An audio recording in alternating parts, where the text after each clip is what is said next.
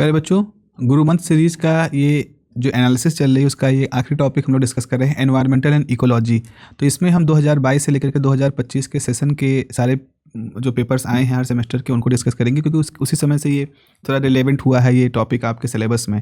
2 number के question की जहाँ तक बात है, देखो एक तो थ्योरेटिकल टॉपिक है, तो इसको आपको थोड़ा सा इस तरह से ध्यान रखना। अच्छा लिख दोगे तो अच्छे नंबर यहाँ पर मिल जाते हैं। थोड़ा सा लीनियंट होकर के मार्किंग होती है, इसमें तो कोई शक नहीं है। लोग थोड़ा देखते हैं कि चलो कुछ भी लिख रहा है, लेकिन थोड़ा अच्छा लिख दोगे तो अच्छे नंबर पाओगे। शुरुआती में जैसे एनवायरमेंटल एंड इकोलॉजी वाले टॉपिक हैं, तो जैसे एनवायरमेंटल की डेफिनेशन हो गई, जैसे कंपोनेंट हो गया, इकोलॉजी के जो डिकम्पोजर्स वगैरह होते हैं, फूड चेन्स और उनके एनालिसिस के बारे में बात होती है।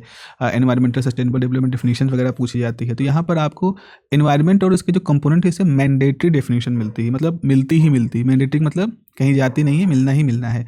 ऐसे इकोलॉजी का रोल जो है, जैसे प्रोड्यूसर का रोल क्या है, डिकम्पोजर का रोल क्या है, वो भी लगभग हर पेपर में आपसे पूछा जाता है। तो ये टॉपिक आपके एनवायरमेंटल कंपोनेंट हो गए, इकोलॉजिकल रोल हो गए, प्रोड्यूसर डिकम्पोजर हो गए, ये एक तरह से मैंडेटरी कंपल्सरी क्वेश्चन पूछे जाते हैं। उसके बाद दूसरा जो कैटेगरी है जैसे नेचुरल रिसोर्सेज और साइकिल्स के बारे में। तो जैसे नेचुरल रिसोर्सेज क्या होते हैं, रिन्यूएबल नॉन रिन्यूएबल का मतलब क्या होता है, उनमें अंतर क्या होता है, ये सब 4 टॉपिक होते हैं।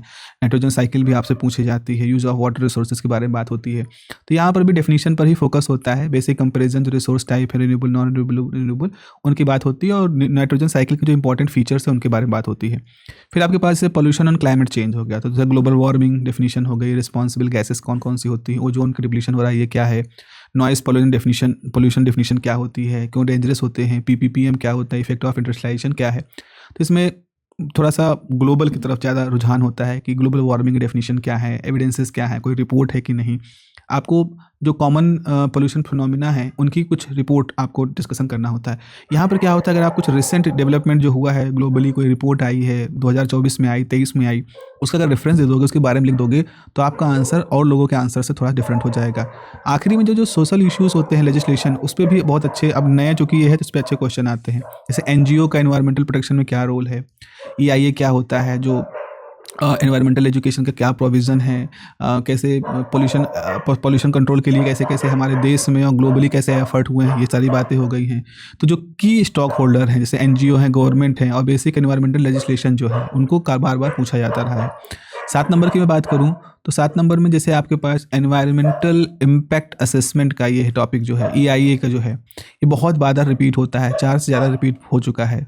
और इसमें आपको प्रोसेस स्टेप फ्लो चार्ट बनाना होगा, तो आप कर सकते हैं इसको, एक बार प्रैक्टिस कर लोगे you will find it. Ecosystem और कंपोनेंट की जहाँ तक बात करें तो जैसे इसमें डायग्राम आपको बनाने होंगे, जो स्ट्रक्चर्स होते हैं। बायोटिक कंपोनेंट है, डायग्राम्स बना सको, फ्लो चार्ट्स बना सको, टेबल से बना सको, बहुत अच्छा है।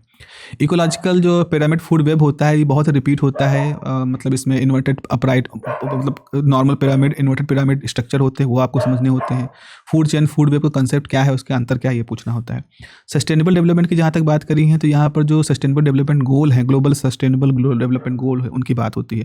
ह्यूमन एक्टिविटी में आपके पास human activity, agriculture, industry, environment, इन सब पे क्या क्या असर पड़ा है वो सब पूछा जाता है। सेकेंड यूनिट आपके पास जो नेचुरल रिसोर्स साइकिल का है, इसमें आप समझिए कि एक मैंडेटरी डेरिवेशन तो नहीं, डिस्क्रिप्शन होता है, डिटेल डिस्क्रिप्शन होता है नाइट्रोजन साइकिल और कार्बन साइकिल का। उसका एक अगर फ्लो चार्ट बना लो साइकिल का तो बहुत अच्छा होता है।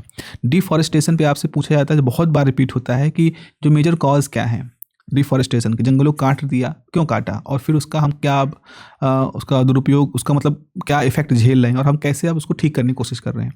वाटर रिसोर्सेज की जो प्रॉब्लम है बहुत पूछा जाता है, जैसे कि फ्लोराइड, आर्सेनिक ड्रिंकिंग वाटर में होता है तो उससे हमारे सेहत पे क्या असर पड़ता है, एग्रीकल्चर पे क्या असर पड़ता है, इकोसिस्टम पे क्या असर पड़ता है, और कैसे हम लोगों ने ग्राउंड वाटर को जितना ज़्यादा जो ओवर यूटिलाइज कर दिया है उससे हमने क्या दिक्कतें अब हम सह रहे हैं। एनर्जी रिसोर्सेज में जैसे आपके पास है कि किस तरह के एनर्जी रिसोर्सेज हैं जो आप यूज कर रहे हो, कैसे कन्वेंशनल नॉन कन्वेंशनल में डिफरेंस होता है, ये आपके पास आता है। तो यहाँ पर ये एक टॉपिक है जो पूछे जा रहे हैं। यूनिट नंबर 3 जो कि मोस्टली पोल्यूशन के साथ है, तो एयर पोल्यूशन पे काफ़ी ज़्यादा पूछा जाता है इसे। और आप देख रहे हो कि जाड़ों में एयर पोल्यूशन वाली क्वालिटी इंडेक्स की बात होती रहती है, और तमाम तरह के दिल्ली वगैरह में तो काफ़ी कुछ इसके ऊपर मेजरमेंट लिए आते हैं, पूरी दुनिया में इसके मेजरमेंट लिए आते हैं। एयर प्योरीफायर सब आ गए हैं, बहुत सारी चीज़ें हैं, तो इनके कंट्रोल, हेल्थ इश्यूज़ कैसे जुड़े हुए हैं, तो कंट्रोल के लिए क्या अप्रोचेस हैं, ये बात हो रही है। सॉलिड वेस्ट मैनेजमेंट की जहाँ तक बात होती है तो इसमें सॉलिड वेस्ट क्या है, फंक्शनल एलिमेंट क्या है मैनेजमेंट के, इंडिया के पास चैलेंज क्या है, क्या कैसे हैजार्डस और नॉन हैजार्डस हमारे सामने डिफरेंशिएशन कैसे हम कर सकते हैं। वाटर पॉल्यूशन और हेल्थ में ऐसा है कि आप बताएं कि वाटर को जो वाटर बॉर्न इंड्यूस्ड डिजीज़ होती हैं उनको कैसे मैनेज करने के लिए हमने क्या किया है। दुनिया में ऐसे कई देश हैं जहाँ आज भी बहुत सारी मौतें छोटे बच्चों से लेकर के अडल्ट की और बड़ों लोगों की भी होती है because of this water induced disease. तो what is the water borne disease, what are the water induced disease, और कैसे इसको हम इसको ठीक कैसे करने की कोशिश कर रहे हैं। ऑटोमोबाइल ट्रांसपोर्टेशन से जो एमिशन होता है, तो उसमें एमिशन को ऑटोमोबाइल्स को कैसे हम कंट्रोल टेक्नोलॉजी से उसको रोक रहे हैं या कंट्रोल कर रहे हैं। पॉल्यूशन पब्लिक हेल्थ के रूप में आपसे पूछा जाता है कि डिफरेंट टाइप की पॉल्यूशन, एयर नॉइज़ के क्या है, ये सब चीज़ें हैं। आखिरी में जो ग्लोबल एनवायरमेंटल इश्यूज़ का जो टॉपिक है आपके पास, उसमें जैसे ये है कि ग्रीन हाउस इफेक्ट, ये बहुत इंपॉर्टेंट टॉपिक है, मतलब पूछना है इसके ऊपर, इनके बारे में बताइए।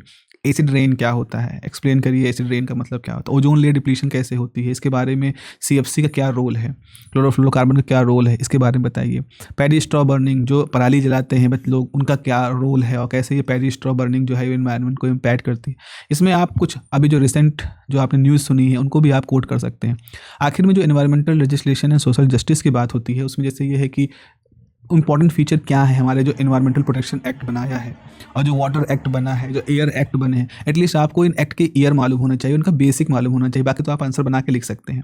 NGO का रोल क्या है, डिस्कस करिए। इनिशिएटिव क्या है, एक्टिविटीज़ क्या हैं जो NGOs एनवायरमेंटल प्रोटेक्शन में ले रही हैं। उसके अलावा जो पॉपुलेशन एक्सप्लोजन हो रहा है, बहुत सारी तेज़ी जनसंख्या बढ़ रही है, तो उससे क्या क्या बैड कॉजेज़ हैं, क्या क्या लोड होता है इकोनॉमिक पर आपके, उस सबको आपको यहाँ पर पढ़ना है।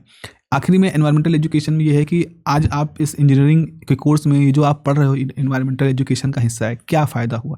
एक इंजीनियर को क्यों ज़रूरी है एनवायरमेंटल के बारे में जानना, क्यों ये ज़रूरी है। तो आप बताओगे कि हाँ, कि अगर आप अपने शुरुआती दौर में सब पढ़ लेते हो तो आने वाले भविष्य में आप जब भी कोई नई टेक्नोलॉजी सीखोगे तो कम से कम उसके बारे में सोचोगे कि भाई उसका एनवायरमेंटल पे इम्पैक्ट क्या है, इकोलॉजी पे क्या इम्पैक्ट हो रहा है। तो एक अवेयरनेस वाली बात हो जाती है यहाँ पर। अगर आखिर में जाते जाते ये बात करी जाए कि मोस्ट क्रूशियल और क्रिटिकल टॉपिक क्या है, तो सबसे पहले यूनिट में आपको नाइट्रोजन कार्बन साइकिल मतलब अच्छी तरह से समझ लीजिए, उसको अच्छी तरह से एक्यूरेटली ड्रॉ करना आना चाहिए। आपको पूरा चार्ट जो होता है नाइट्रोजन साइकिल का वो बना सके।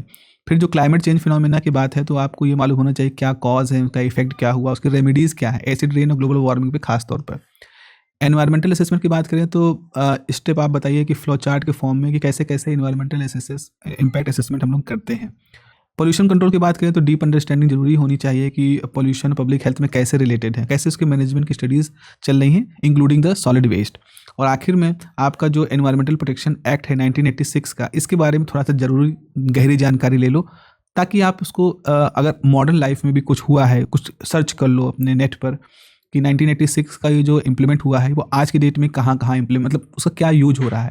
क्योंकि जब भी ये सुप्रीम कोर्ट है या कोई भी इस तरह की संस्थाएं हैं, जब गवर्नमेंट को ये इंस्ट्रक्शन देती हैं या सजेशन देती हैं कि भाई आप एनवायरनमेंट को प्रोटेक्ट करने के लिए पॉलिसीज़ बनाइए, इंप्लीमेंट करिए, तो कहीं ना कहीं एनवायरमेंटल प्रोटेक्शन एक्ट का वहाँ पर एक इन्वॉल्वमेंट आता है। तो आपको ये थोड़ा और अच्छे से समझना है। ओवरऑल ये पेपर ऐसा है कि बहुत ज़्यादा एक्सपर्टीज़ की बात नहीं मानते, लेकिन अगर आप थोड़ा सा भी अबव एवरेज पहुँच जाओगे, you can score good marks. और यहाँ स्कोर जो होगा वो अल्टीमेटली आपकी CGPA को इम्प्रूव ही करेगा। तो इसलिए थोड़ा सा इसको अच्छे तरीके से आपको पढ़ना है। ठीक है, चलिए मिलते हैं आगे। Have nice day.